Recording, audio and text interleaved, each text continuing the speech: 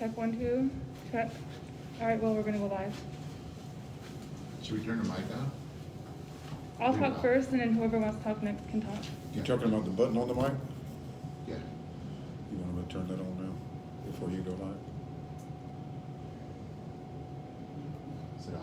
It's on. Turn it off. Okay. All right, well, you can turn the music on. You're gonna be asking us questions, right? No, I'll let you guys talk. Hmm? All right. Good morning, Fort Berthold and the surrounding listening areas. We are here with the COVID task force, the isolation care center and distribution center workers. With me right now, I have Caroline Sorensen, James Baker, and April Poitra. We'll turn the mic over now so that they can introduce themselves and what the services that they provide. Hey, good morning, everybody. My name is James Baker. I'm the operations section chief for the MHA task force. I've been the section chief for operations for 3 to 4 months now. My main duties are, and I'll just keep this short, we can get into the details later, but just to make sure everything's up and running. As far as operations are concerned, you're talking about the isolation center, distribution, delivery, in a wide range of other duties as well. Now I'll turn it over to Caroline Sorensen. She's our human services director. She's been our human services director now and a part of the task force, I think since its inception, right? Or since March? Yeah. Yeah, she's been out since March, so she's very familiar with the ins and outs of distribution and isolation, as well as just our day-to-day operations. Good morning, everyone. My name is Caroline Sorensen. I am the Human Services Director. It's a recent role for me. I was distribution manager for about 6 months. The isolation center is new. It's something we're just getting put together, but it's going very well. Some of the services that we provide is a fully furnished, clean, secure room. It's got a kitchenette, shower, fridge. We supply disposable dishes, air conditioner, TV, Wi-Fi access, clean, new bedding, hygiene for every new client. We also provide different medicines from Pepto-Bismol to Pedialyte, Tylenol for our clients to help them keep them comfortable during their recovery. We also offer a cell phone if our client doesn't have one, or an iPad for school and for social networking. We have an account with the Better Bees Cafe. They provide 3 meals a day, breakfast, lunch, and dinner. We also provide groceries if that's something that the client would rather do. We are currently putting together different resources to help our clients better themselves during their stay, if it's needed, and then beyond the isolation center. The requirements that to receive services to the isolation center is being COVID positive and not wanting to put your family at risk, or not having another option to isolate for recovery. The isolation process is about 14 days, but with different things being learned every day about the virus, it's kind of up to the state with how long the client will be here. The disinfection sanitation part, after the client checks out, we have a company who comes in and sprays everything and removes all of the bedding, trash, and basically anything left by the previous client.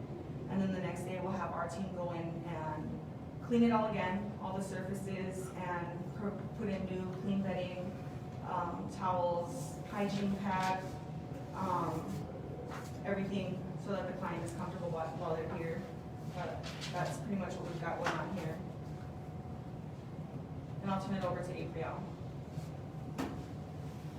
Good morning, my name is April Poitra. I am the distribution manager. The overview services that we provide for the distribution center would be basically delivering cleaning supplies would be our first, it's called initial care package. That's what we deliver first. After that would be food services.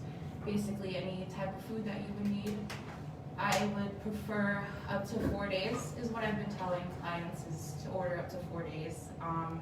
Our requirements for the services is if you're COVID positive, as well as coming in contact with a person that was or is positive.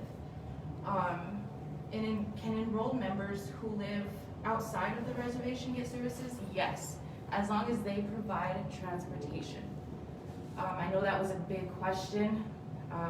Basically, if they can provide their own transportation to pick up the supplies, food supplies, yes, we can help. What steps should a family or individual take to get the services? Basically call the 1877 number. I know that we have stuff posted on the MHA COVID Task Force Facebook page. What is in the care package? So basically, what is the initial care package is basically cleaning supplies. What an individual or individuals will need: Clorox, Pledge, face masks, gloves, hand sanitizer, hand soap, Kleenex, toilet paper, the essentials.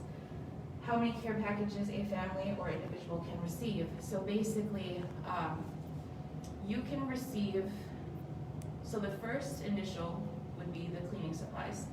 And then I would say up to 4 days with the food.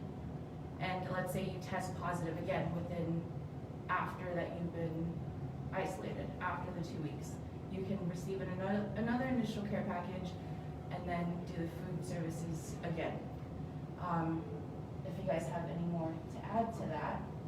I think a couple of the things that we're forgetting, it can be for quarantine. If you come into close contact, you can call 1-877-MHA-GIVE, speak with one of our representatives, which more than likely during the week it'll be April, but it's not, you can be quarantined or isolated, and we encourage people to utilize these services, to stop the spread. That's what it was originally designed to do, was keep people home so they could, get through the 14 days, in some cases 28 days, it just kind of depends what your situation is. But if you come in close contact, been contacted by the state or COVID positive, give that number a call and we'll get you set up. I know a few of the things that have come up while this is a big project. There's a lot going on, a lot of tracking on our end for inventory, making sure our clients are, taken care of. There's a lot of operational considerations that I'm asking the public, and just be patient with what we got going on. I know you feel like when you call in, you're the only one, but in some cases we're serving up to on any given day 12 to 16 people a day in 5 different communities. We're doing our best on that end to work with each representative and get a hub set up in Twin Buttes, in White Shield, Mandaree, Four Bears, to where the services will be provided a little bit quicker. But with that initial care package that she's talking about, you're coming in, and let's just say you get a call in before 10, we try to get that out that same day. Sometimes it doesn't work out, just kind of limited on resources and delivery drivers and what have you here. But distribution is really, along with human services, our #1 operation here. We pay a lot of attention to it. We do, and some of the employees that have been here with the distribution center and with the isolation center, their day doesn't end at 4:30.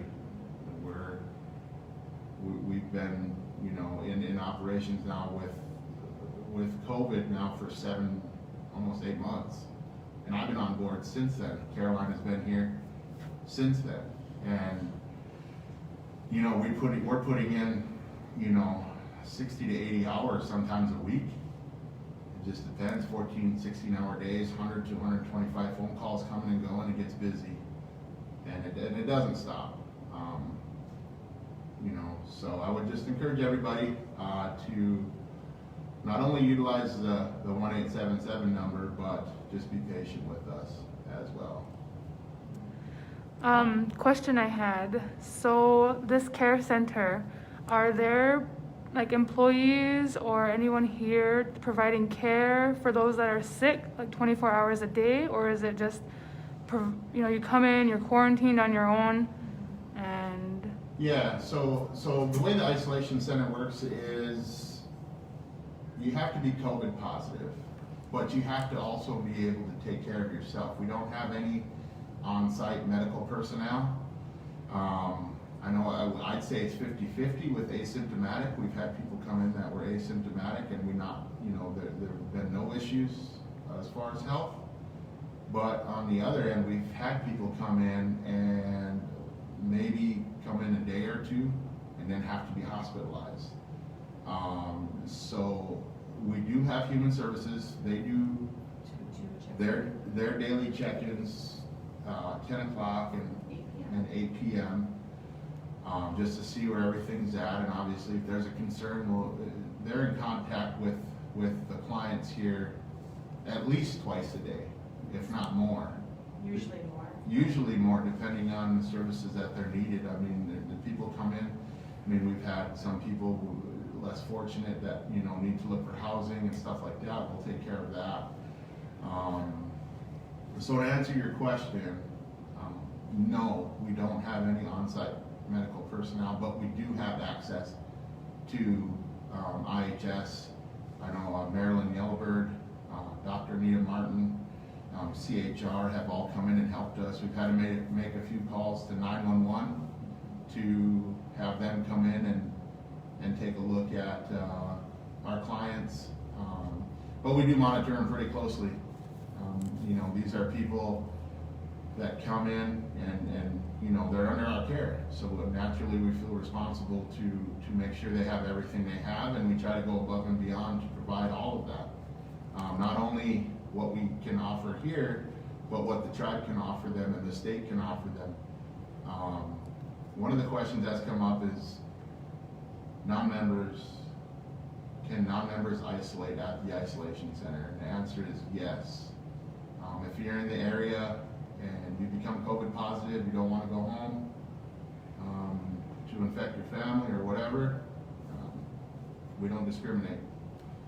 So That's really good. That was another question I was just going to ask.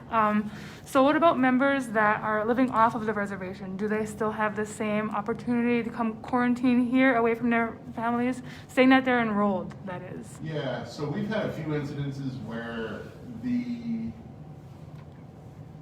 client is being discharged from the hospital and is still COVID positive, but needing a place to isolate and basically take care of themselves, and they don't want to return home. So we provide transportation from the hospital to the isolation center. We haven't had an incident, well, we have actually. We've had to go to one of the local communities and pick up one of our clients and bring them here who was COVID positive. And we had logistics for the task force. Dwayne Youngberg, Emily Sittingbear, and Jacob Mills worked together on that to get them picked up, taking all the proper precautions, of course, but now we're a little more prepared. We have a vehicle designated for COVID-19 pickups, and then we're able to bring them in and take care of them here. So the answer to your question is yes, we can travel outside the res to bring them here if they need to be, or if they can find transportation, which for us would be the best situation. If you can just show up and you can walk right into a room and we'll take care of you for however long we need to. So on the Facebook Live, Swadu, sorry if I'm pronouncing the name wrong, Swadu Halsey would like you to reiterate what phone numbers to use to contact. Yep, so the main number that we're going to ask you to call for distribution is 1-877-642-4483. That's the distribution, and it'll get you your services that you need. We have an on-call crew right now, and that crew's basically been limited to myself and Richard Hosey who is the Deputy Section Chief for Operations. We generally take those calls and direct people to who they need to be directed to, I guess. But as far as the isolation center is concerned, you can call 627-7300, and the extension is 5905. And Caroline's been gracious enough to give us her phone number to also call her. Her number is 701-421-6194. And we'll put those numbers out. I know they're on Facebook quite a bit, MHA Task Force. You can follow us on Facebook, social media. I'm not even sure what that is. It MHA Task Force? COVID task force. MHA COVID Task Force is a Facebook page that we utilize to get a lot of our information out, and we depend on the public to go in and share this information. You know, I don't know who doesn't have a Facebook account these days. I know I had to pull myself off of social media myself, but my wife kind of lets me know what's going on that end. But Yeah, that's another reason why KMHA would like to do more broadcasts with the MHA Nation COVID-19 Task Force, because, you know, a lot of us, if you haven't already been affected by this virus, you know, it's, you know, a matter of time, you know, if you're not safe, practicing precautions. My family was recently affected and I had no idea what to do. We were making a lot of phone calls and we had no groceries because we weren't expecting it to happen, you know. So we went onto the Facebook page, which is MHA Nation COVID-19 Task Force, and there's numbers on there to call. And we got a care package, and I think April had said, you know, you're supposed to read the paper. and that's a good point. So we send out these initial care packages, and people are expecting, you know, a load of groceries and all this other stuff. The care package is basically to give you the information on paper on the protocols for us and who you need to call. Caroline has created an order form for the emergency cache that we have here at the distribution center. But yeah, a lot of people get those care packages and they, whether they don't want to read it or don't care to, I think it has a lot to do with the shock, like, oh my gosh, I can't believe, you know, I'm quarantined, and you know, it's a lot of emotions going through people, you know. It's kind of like the cycle of grief, like you get mad, you want to blame people, then you're kind of sad and you got to accept it, you know what I mean? So that's kind of what we went through, and then we kind of noticed that there was a paper in there and there was an order form, and it's we had to call and kind of get some instructions. So these guys are, you know, available by phone to give instructions if you're not sure what to do. We actually live in White Shield, so it was a little different. We wanted to order a lot of groceries, and we needed formula for our baby, and they don't have it in Garrison. So it was a little difficult. You know, we got the basic necessities off of that order form, but we couldn't get the formula we needed because it's not available in Garrison. And that's where, you know, I'm going to say it like this. We can get anything, you know. I know there's an order form and we want to stick to that just because we buy this stuff in bulk, and if you buy it individually from the store, obviously there's a markup. And with the current situation, I mean, we're not going to deny anything to anybody. We'll go, you know, I don't even want to say go out of our way. It's our job to go out and find it for you.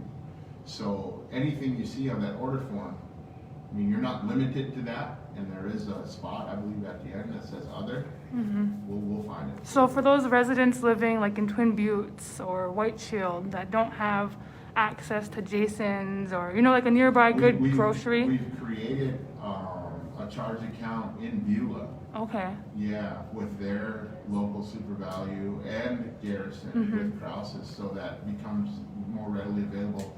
We just brought on Blaze Gegelman. He's a delivery driver for Twin Buttes, because, you know, Twin Buttes for us is 100 miles away. Yeah. And logistically speaking, to go down there and deliver an initial care package and then, you know, wait for them to go through it, find out the information and call back, you're looking at an order that's going to take. And then what if someone else needs one in the meantime? Yeah, you know.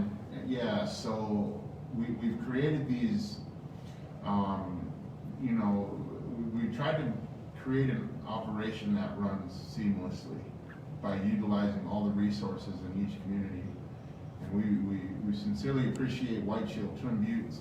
I know they're all doing the best they can. Mandaree, Mary Fredericks and Mandaree. I know Dwayne's even gone out of his way to deliver stuff down there. Jacob Mills, Trina Baker. They've all these communities are stepping up, and you know, and it's on a necessity right now. Because it's not getting any And better. it's not getting any better. Unfortunately. And it's we've seen, I think we've delivered up, what was the number? 532. We've delivered 532 orders up to this point from March 26th. And yeah, so it's, I mean, for us, it's exhausting, but it's rewarding at the same time. You know, we're essentially on the front lines dealing with the isolation center, distribution, public relations on top of that. People aren't necessarily happy with you know, it's not coming fast enough, or, you know, there's a few times I'd say our where we delivered to the wrong house. I mean, there's just things that come up, right? That we don't do it intentionally. No. You know, we do the best we can to get it there as soon as we can. But you know, we're human, you know, and we're gonna make those mistakes where, you know, there was an incident where we put one at the wrong door, and it was there for 2 days, and they didn't realize it, and then called in, and you know, we followed that, you know, so we try to do our best. It's a learning process, you know. This is something nobody's ever done. Right, and that, you know, we started this on March 17th was my first day, and then my first day was the beautification project's first day, because we were repurposed essentially to come in and get this stuff going, and at the direction of Mark Fox and the Tribal Business Council, to get a distribution center built, or set up, get the supplies. The biggest thing back then was toilet paper and hand sanitizer. We ordered 16,000 rolls of toilet paper, and I still don't know where they're at. But you know, when it came up quick, and we had to act quick. And I believe we had, and this is a brag about the beautification project, because these guys, I mean, they show up every day. I mean, we don't have issues with absenteeism. We don't have issues with punctuality or work ethic in general. But we basically got the distribution center up and running in 7 days. Fully functional, operational with protocols, paperwork, the help of Edmund Baker, Jesse Baker, the whole task force. Emily sitting, I don't think Emily was on at that time, but Marley Baker. Yeah, I mean, we got a lot of direction, but then a lot of it was shoot from the hip and let's see what we can do. You know, we got help from outside resources. Badlands Distribution helped us out. I brought a buddy from high school. That's what he does. He delivers ice cream for a living, and I had to talk to him and see logistically how they get it done. You know, what systems are they using? So yeah, it is a lot. There's a lot to it. It's not as easy as just calling in and getting supplies. No, it wasn't even, this didn't even exist a year ago. You know, we're in January. So, you know, it's important for listeners to understand that, you know, how roughly as big is your team? Mm-hmm. How big is it? We had 11, so the beautification, I believe it had 21 employees. We took 11 of our employees and moved them over to distribution and isolation. Okay. So right now, I think we have seven or eight now. Distribution? Yeah, we're slowly, I don't want to say divorcing, but we're slowly going back to beautification. And now that we're trained up, got protocols and systems in place, now we can bring in outside help and train them, and then we can go back to our duties, which are going to be pretty important here with snow removal and different things. You know, for the elders, the beautification project does a lot of different things, but So it's important to understand that these people here that, you know, provide services, they were repurposed from a different program. And they're gonna be needed here, you know, with the snow coming, because it's, you know, almost here. They're gonna be the ones helping the elders and, you know, our people that don't have very good mobility to, you know, clear their own sidewalks and stuff like that. you Yeah, know. and we're also weatherizing, we should be weatherizing houses right now, plasticking windows and stuff like that, you know, become more energy efficient, keep homes warmer. Yeah, and we'll communicate that at another time. We don't wanna get overloaded with requests. We kinda have to go at our own pace with beautification right now. But with that being said, I know I had mentioned a few names here. There is 37 task force members that have participated and or are participating right now. And you know, we've briefed, I wanna say just in tactics meetings alone, probably hundreds of times. But we get together 3 times a week and discuss this situation in detail. We just got off an operational period briefing, which we do every Monday, which is organized by Emily Sitting Bear and the Unified Command. And we go over our objectives for the week, communicate as a team, you know, TAT law enforcement. I mean, there's so many moving parts to the task force. I know everybody wants to have an opinion, you know, but if you were to look at the number of dollars and the number of man hours that we've spent up to this point in the last 8 months, this has been my full-time job on top of other programs, including the teams that we have. I mean, the paperwork is never ending. Obviously, this is an incident we're treating on the federal side, so we're getting federal dollars, so we have to report that stuff federally and track it and do, you know, there's just so much to it on that end. But you know, the structure that the EOC, Emily Sitting Bear have created, Marley Baker, and when I say created, it's been here since I think the 80s, but the structure that we're using it's pretty seamless. I mean, there is a lot of phone calls that have to be made, but for good reason. So another live question on the Facebook Live. Joletta Birdbear asked, what are projections for isolation capacity right now?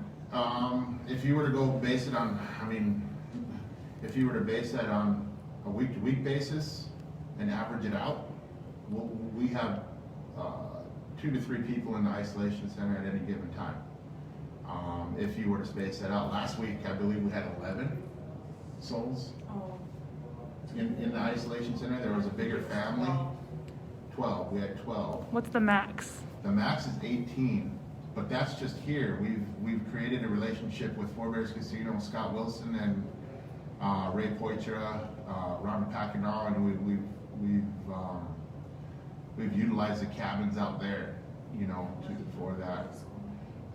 We're working with Newtown High School, Mark Bluestone and Newtown High School for an alternative care center. We're working with the Veterans Center, Mrs. Fox up there. I mean, we've been set up there actually for overflow. There's so many facilities we can use here for isolation. We haven't gotten to that trigger point to where we have to. Because, you know, she also mentioned flu season is starting. You know, will isolation center remain only for corona positive patients? That's a good question. That's not I wouldn't make that decision. You know, but it's definitely something to consider with the rate of the hospitals filling up. What was it? 2 weeks ago, I believe there was only 11 beds available in the whole state of North Dakota. Just Thursday, they had no room for anyone. And yeah, and Caroline is saying on Thursday that we didn't have any room.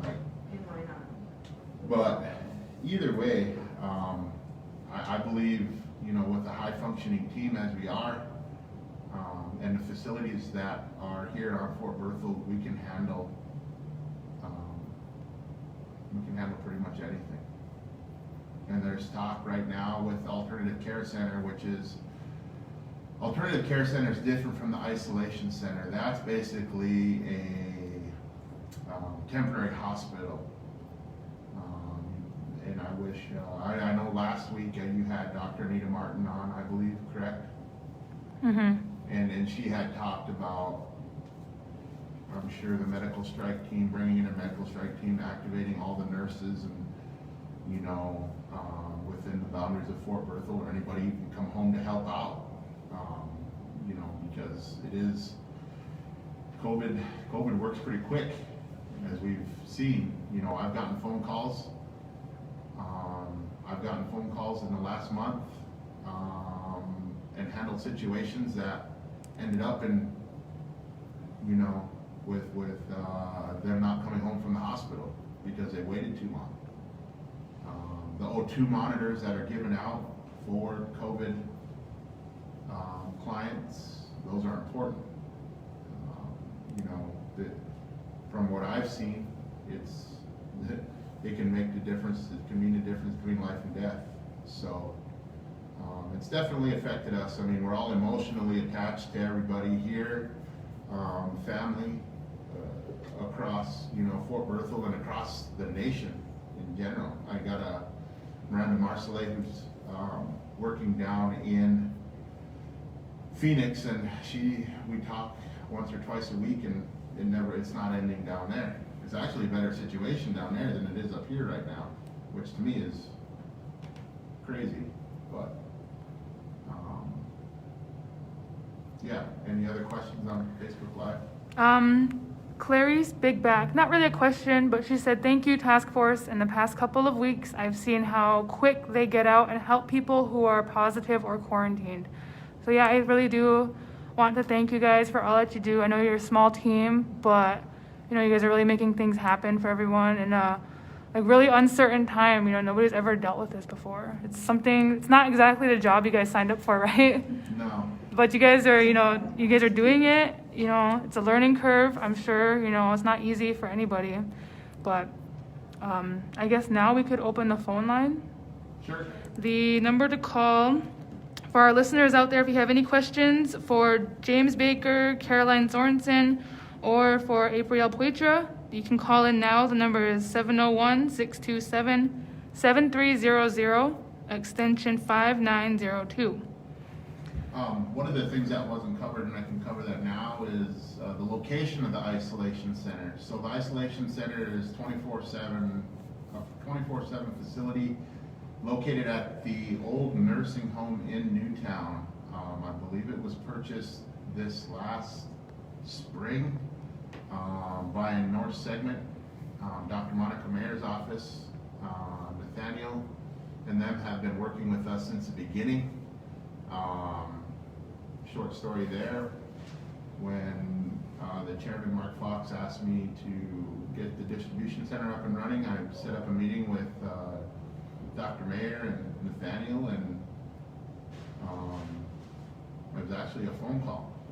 And it was about a 4 or 5 minute phone call. We were talking about other things as well. But I asked him if it was possible to use the new North Segment Property Management building up there. It's a brand new building. It's only there for maybe 6 months. And he said, let me call you back. And 2-3 minutes later, called me back and said, no problem. And there we had a building. And then we started acquiring all the necessary food, putting in the necessary protocols. And that's how, you know, these communities have stepped up across the board. So, yeah, you just let me know when you get a phone call and then we can. Yep. Again, the number you guys to call is 701-627. Hold on, I had it pulled up just now. And we can block any phone calls from Dwayne Youngberg. That'd be good. The number is 701-627-7300, extension 5902. If you have any questions for them regarding the isolation care center or the distribution center, now would be the time to call. You guys have already answered all my questions, you know. We can hit on while we're waiting here. So the hot food, I call it the hot food service that Better Bees provides. That's another local business who stepped up and has come through. I mean, I know they had their own incidents there with COVID, but they continue to delivery. We have a protocol set up on the west wing where they come. All the tables out there are marked, or the tables marked for each room. The clients are schooled and basically orientated on how to call in for their food. And there's been a couple times though, you know, where they haven't been available, but we're available. Security go pick it up. They know the protocols, you know, to remain COVID-free. They'll go pick it up for them, drop it off, notify them, let them know that their food's there. I know this is going to be a challenge with the winter months coming up. I mean, even today it's 30 degrees outside, and you can't let your food sit out there for too long. So we're working on a better system when it comes to hot food service. And then of course you have the distribution center as well, where that will give them all the food that they need. I mean, Gatorade, there's just a lot of things that, you know, the individuals are requesting, and essentially just drop it off for them. Okay, so Joletta Birdbear said she called 701-627-7300, the extension 5902, but it says to call when open. They might have the operator on right now because we're in this we're on the radio. Have her call the Okay, the number you can call Joletta, 1877 MHA give. 1-877-MHA-GIVE. So that will be the new number to call, 1-877-MHA-GIVE. Let me comment that. For questions. So that's the other thing. You know, we moved into this facility, I believe in July for the isolation center. Distribution is now in another wing of the isolation center, and phone calls, landlines, security cameras, heat, air conditioning, all this stuff has to be maintained on a day-to-day basis. And fortunately, we brought on a guy, Gregory Snyder, who stepped up originally as security and is now become our day manager and monitors pretty much everything. On the security end, he'll do the security, and then he'll assist human services and whatever they need. And then, you know, the nursing home's a pretty big building. I think there's 18 rooms total in here, along with all your other, you know, your maintenance rooms, your boiler rooms. It's got a sprinkler system. The plumbing, we had issues with the plumbing. So yeah, Greg's really stepped up on that end. So yeah. Okay, so if there's anyone out there with questions, you know, wait one more minute. 1-877-642-4483.